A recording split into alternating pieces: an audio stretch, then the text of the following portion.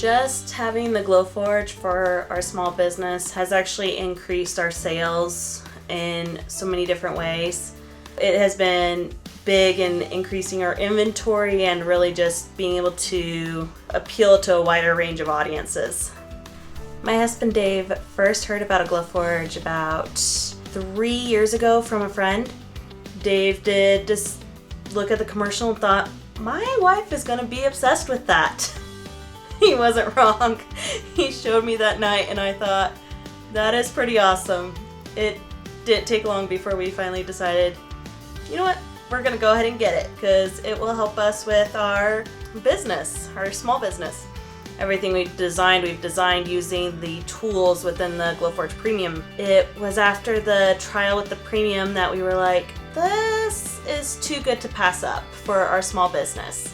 And it has been a huge lifesaver when it comes to being able to design things and create things for our small business. Even our ship here, it's not only decorative, but it's functional for game nights. All the pieces can be pulled out and interchangeable. The idea for the boat design kind of started out organically. I was trying to figure out a way to make Dalvis, Scandinavian board game in the shape of a boat. But this was the original boat design I came up with for our advanced Dalvis version. This became the second prototype.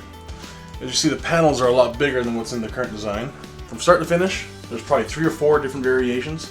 But I gotta tell you, this is probably the favorite thing I've ever made. And I've been 3D printing for 3 or 4 years now, and this thing, start to finish, was my design, and I'm so happy with it. We use the Glowforge for creating all sorts of different works of art, as well as all of our game boards and jewelry to sell at the farmers markets and the local craft fairs.